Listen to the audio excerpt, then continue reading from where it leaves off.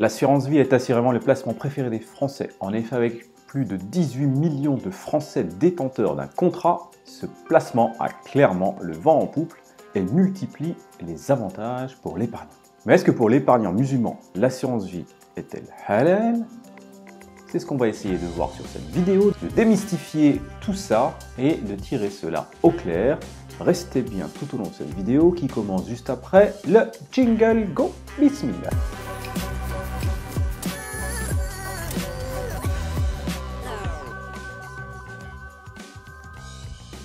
Salut, c'est Amarash, entrepreneur investisseur en bourse, IMO et crypto.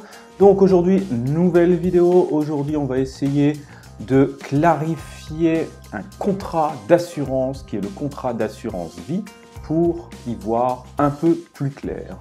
Avant tout et en introduction, pourquoi l'assurance vie est le placement préféré des Français? Et première question, qu'est-ce que l'assurance vie pour ceux qui n'y connaissent rien? Donc, le nom peut induire en erreur, mais l'assurance vie est un produit d'épargne. Il s'agit d'une enveloppe fiscale vous permettant d'investir dans toutes sortes d'investissements. Et c'est là un point important, on parle bien d'enveloppe fiscale sur laquelle on va pouvoir mettre un peu ce qu'on veut. Également appelée assurance sur la vie, l'assurance vie doit être bien distinguée de l'assurance sur le décès, qui est un amalgame que l'on fait souvent et qui n'est pas juste. En effet, l'assurance vie est une poche fiscale dont le solde est égal à la somme des capitaux investis et les éventuels dividendes perçus. Mais ce n'est pas un contrat basé sur l'usure et l'incertitude, tel qu'une assurance sur le décès par exemple, où une somme supérieure aux cotisations est débloquée pour vos proches à votre décès. Quels sont les avantages de l'assurance vie? C'est principalement et premièrement un produit fiscalement intéressant. Donc l'avantage majeur de l'assurance vie est sa fiscalité. En effet, tant que ne vous sortez pas d'argent de ce contrat, vous n'êtes pas soumis aux impôts. Et à partir de 8 ans d'ancienneté, toute sortie d'argent, on appelle ça des rachats partiels ou total, bénéficie d'un abattement annuel sur les plus-values et dividendes réalisés qui augmentent en fonction des années. C'est aussi un placement souple. C'est l'un des rares placements à pouvoir contenir autant de produits différents et sur lequel on peut intervenir dessus comme on le souhaite. Rachat partiel ou total, rachat programmé, versement programmé, arbitrage quand on le souhaite. C'est votre enveloppe, c'est vous qui la gérez comme vous l'entendez, ce qui peut être très pratique pour l'épargnant musulman. Dernier avantage, elle peut contenir une grande palette de supports, des SCPI, des actions, des obligations islamiques pour notre cas, etc. Donc, elle peut contenir tous ces produits. Donc, il s'agit d'une excellente enveloppe pour centraliser ses investissements, ses premiers investissements éventuels. Donc, l'assurance vie, elle répond à quels objectifs? Aujourd'hui, l'objectif de l'assurance vie, c'est d'investir et de cotiser pour l'avenir, notamment pour un projet immobilier, se constituer un capital par exemple, préparer sa retraite, etc., etc., dans des conditions fiscales avantageuses. Évidemment, si la certitude arrive, l'assurance vie permet également de transmettre à vos proches de manière transparente et fluide votre argent mis de côté. Maintenant que vous avez vu les attraits de ce produit d'épargne, voyons ensemble si cette assurance vie est halal ou haram pour les musulmans. Mais avant de commencer, je me dois d'avertir, cet article n'est ni un conseil en investissement, ni une fatwa. Je vous donne une opinion, j'ai essayé de collecter les avis qui existaient sur ce produit. Je ne suis pas là en train de vous dire que vous devez le faire, que j'ai raison sur ce que je dis. Consultez les savants très compétents sur ce sujet, éventuellement avant de vous lancer. Je vais vous donner des clés, des conseils, mais ne les suivez pas aveuglement. Sur cette chaîne, on essaie surtout de démocratiser l'investissement immobilier, entrepreneuriat, bourse, crypto, etc. et de vulgariser un petit peu tous ces thèmes.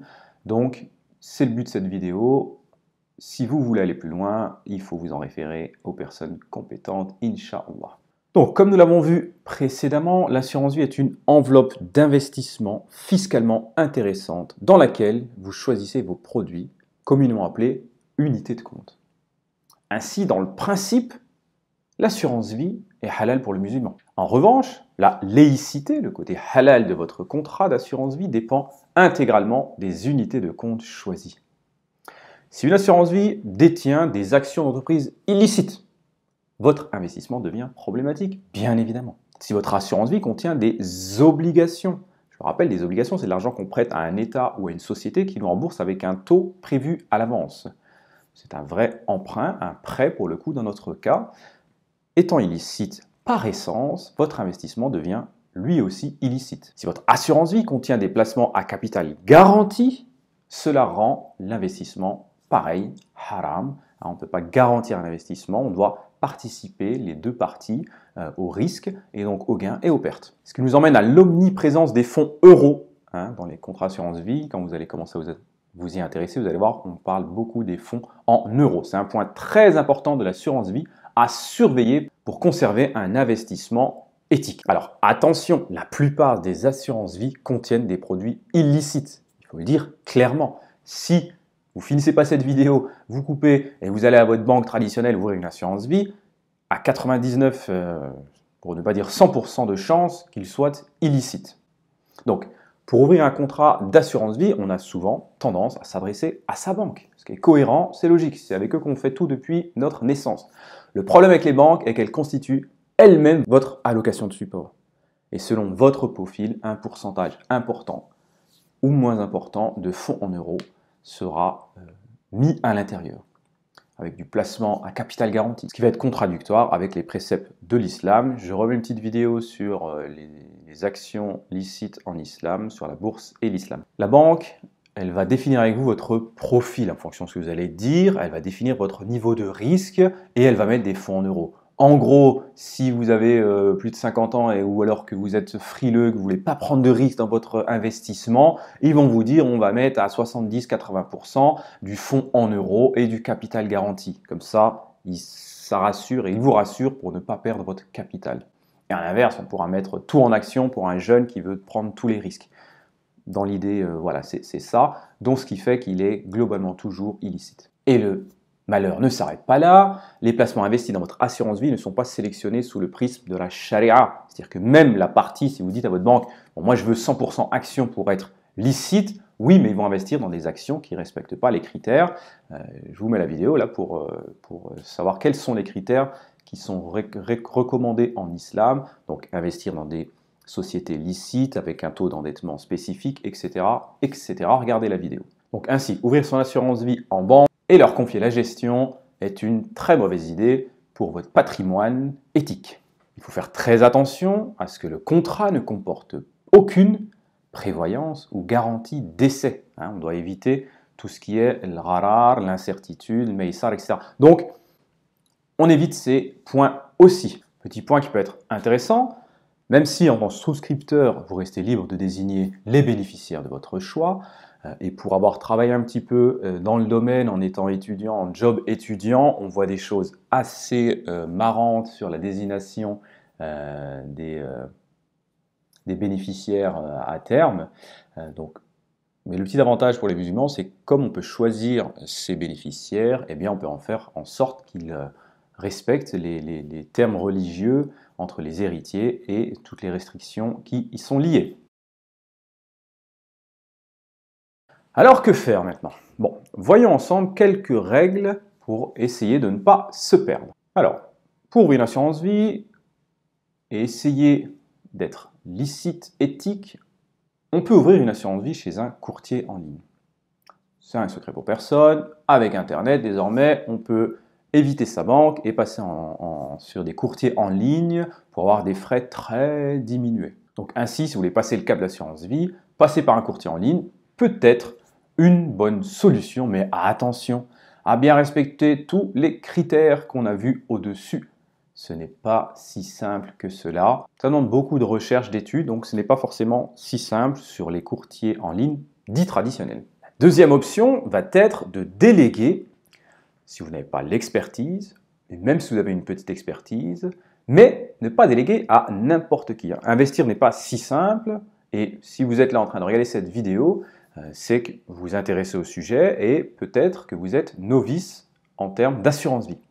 Donc il peut être tentant et intéressant de déléguer la gestion à un professionnel qui s'occupera de la sélection des actifs, de la gestion et des arbitrages.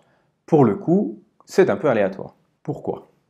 Donc, soit vous arrivez à trouver un bon CGP, conseiller en gestion de patrimoine, qui comprend vos problématiques, et là, alhamdoulilah, ça peut aller. En sachant que les CGP sont quand même pour beaucoup, pas tous, surtout des vendeurs de contrats. Ils sont commissionnés à la vente du contrat, donc on doit être très attentif à la recherche de cette personne. Et ils sont très bien commissionnés pour l'avoir vécu de l'intérieur. Donc, trouver le bon CGP peut s'avérer être une bonne mission. Mais si vous en trouvez un bon, qui va faire les recherches importantes pour vous, en gros, un CGP musulman qui veut respecter tous les critères, qui connaît et qui veut respecter les critères éthiques, ça peut être une bonne solution. Soit vous passez par les nouveaux spécialistes, on en trouve maintenant de plus en plus en ligne, qui proposent des assurances vie dites halal. On peut passer par exemple par 570 ESI. Et d'ailleurs, dites-moi en commentaire si vous voulez que je fasse une vidéo avec les frères de 570 ESI que j'ai eu la chance de connaître. Et troisième option, c'est de passer par les assurances vie halal licites qui sont déjà citées dans les grands groupes d'assurances qui ont commencé donc à commercialiser ce type de contrat. On doit faire attention aux frais tout de même, parce que ce n'est pas parce qu'on trouve quelque chose de licite qu'on doit forcément se lancer et se faire plumer. Mais dans tous les cas, dernier conseil, avant toute ouverture, consultez les supports disponibles. Donc d'une assurance vie à l'autre, les supports ne sont pas les mêmes. Ainsi, si certains contrats peuvent être alléchants car moins de frais, ils ne contiennent peut-être pas les investissements que vous souhaitez. Ce critère est d'autant plus important que les investissements halal, éthiques, ne courent pas les rues. Ainsi, avant toute ouverture de contrat, consultez la liste des investissements disponibles en unité de compte, ce que vous pourrez rajouter dans votre enveloppe, dans votre panier assurance vie. Des ETF islamiques, des soukouk, qui sont l'équivalent des obligations. Je fais une vidéo sur les soukouk, elle est ici. Actions que vous aurez analysées comme halal, etc. Sur cette chaîne, vous avez trouvé beaucoup de vidéos. Je vous mets la playlist sur tous les investissements halal dont je parle sur cette chaîne. Vous pouvez racheter aussi des SCPI, etc. Donc en conclusion, l'assurance vie est à démystifier. L'assurance vie ne jouit pas d'une bonne réputation chez les musulmans due à son nom, mais si on décortique le placement, on se rend compte qu'il s'agit au final, peut-être, wallahu alam, que d'une simple enveloppe fiscale, intéressante fiscalement, et que tout l'enjeu se trouve dans les supports que vous y ajouterez. Donc, en tout cas, là, vous avez eu quelques conseils. Vous avez certainement fait tomber quelques barrières, vous avez d'autres questions qui vous viennent à l'esprit. Posez-les-moi en commentaire, je tâcherai d'y répondre directement et ou de me renseigner auprès de spécialistes pour pouvoir y répondre. De la même façon, si vous voulez commencer à vous constituer vos premiers investissements, vos premiers portefeuilles boursiers, vos achats immobiliers, vous avez un petit lien pour que je puisse vous accompagner personnellement. J'espère que cette vidéo vous aura été utile. Si c'est le cas, un petit like, un petit commentaire, un petit partage pour mettre en avant cette chaîne. Je vous dis à très vite pour une nouvelle vidéo, Inch'Allah.